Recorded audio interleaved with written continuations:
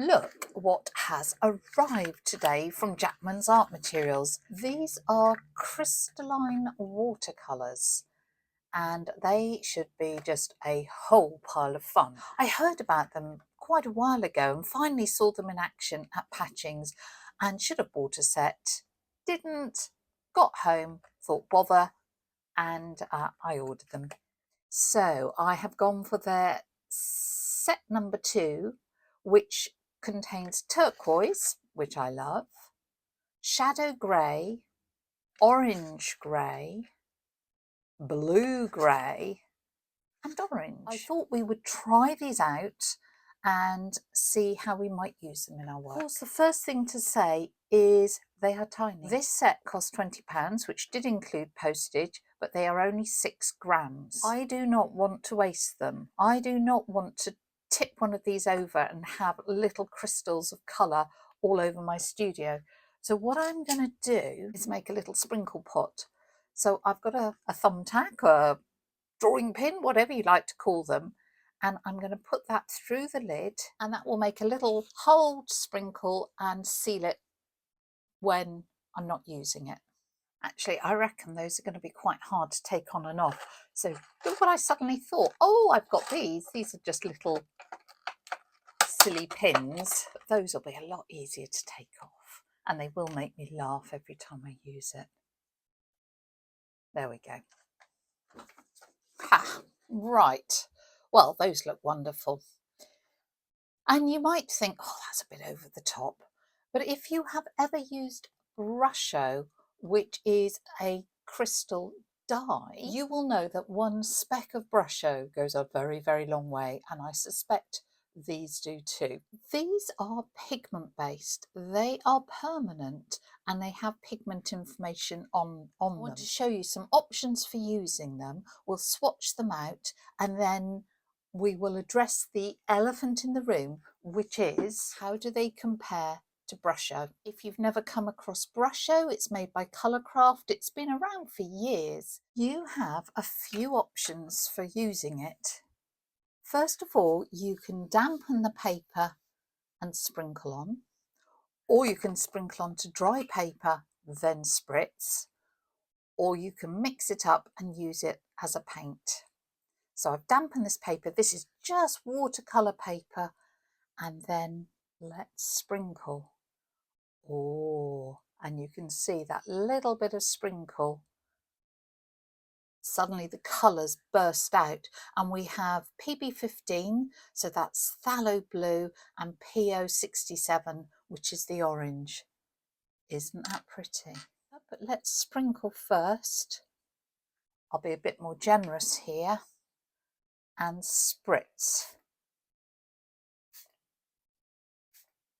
And you can see it's like fireworks on the paper.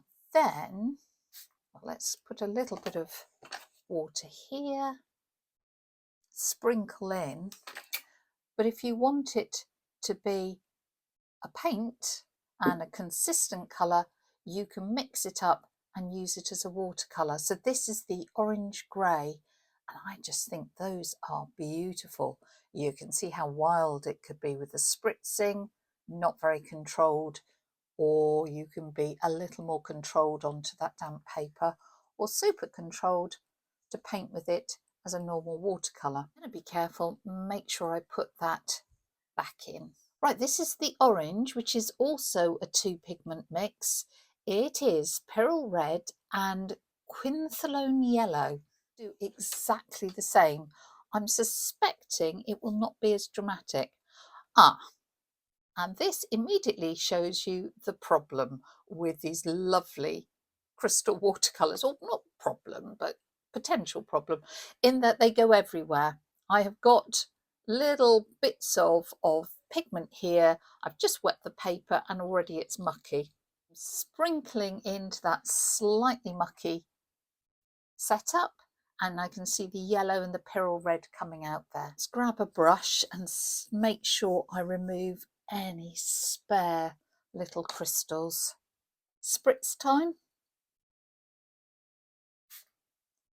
Ooh.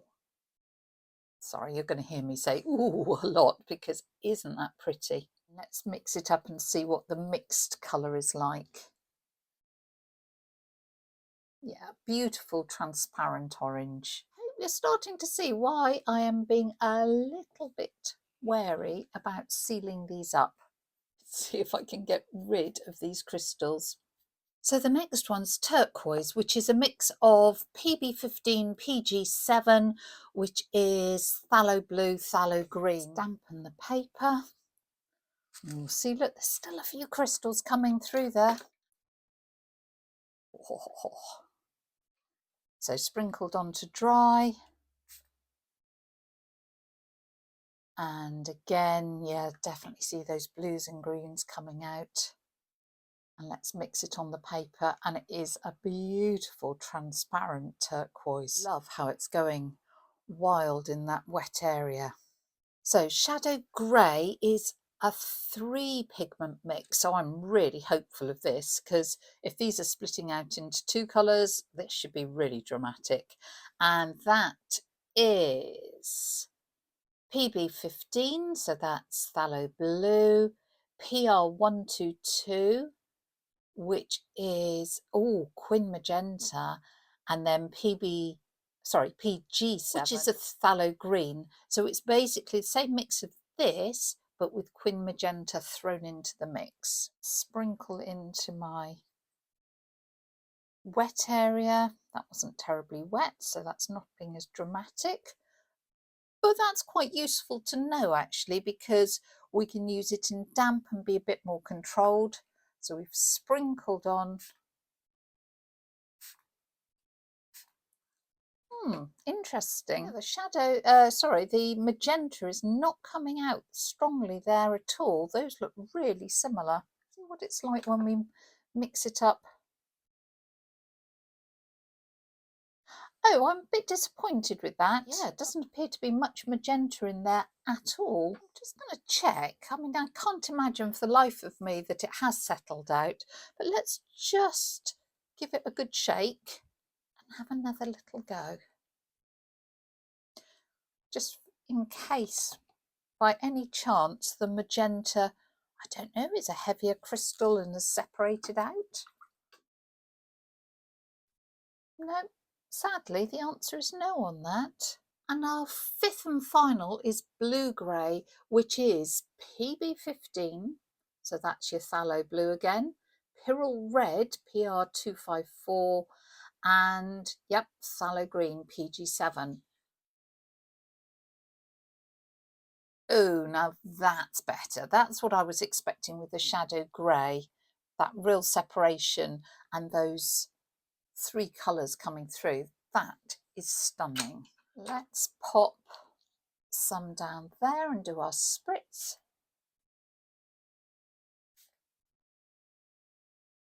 And again, yeah, absolutely beautiful.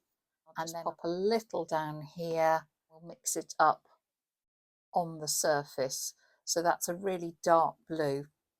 Which is your favourite? I think probably for me it's the orange grey. That's a lot of fun. I would like to have maybe seen a bit more of that magenta coming through in the shadow grey. So let's address the difference between Brusho and these crystalline watercolours. The difference is this is dye based, this is pigment based. This is lightfast under many circumstances. All the different colours are rated between 4 and 6, but they do not say which is 4 and which is 6, so there is very little light fastness information. And probably 8-9 years ago just fell in love with brushes and started using them.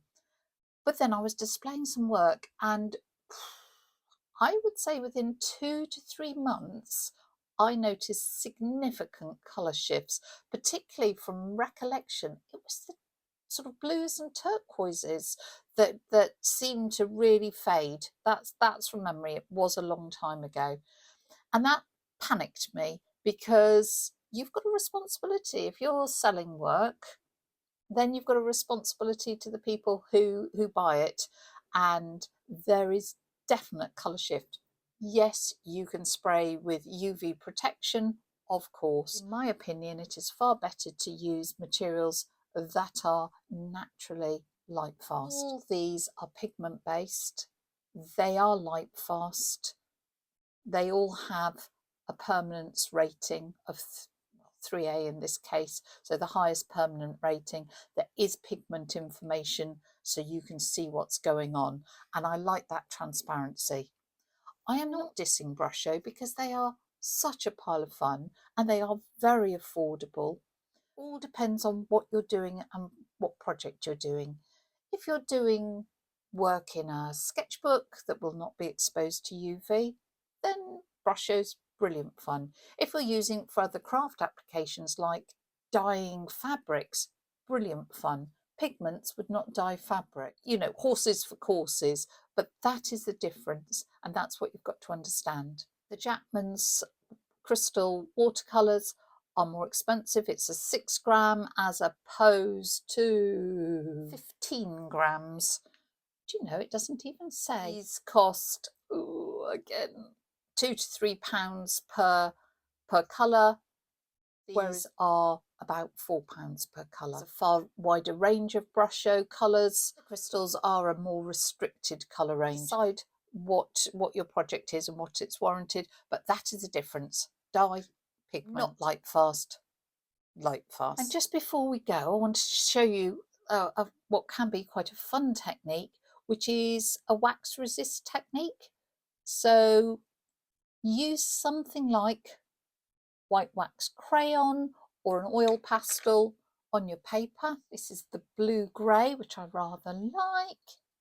Sprinkle, sprinkle, sprinkle, and then we can spritz.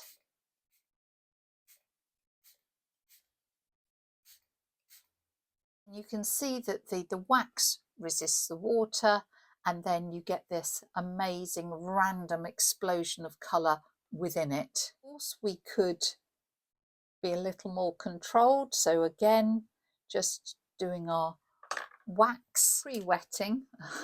Oh look, see, those jolly crystals are there already. Right, pre-wetting and then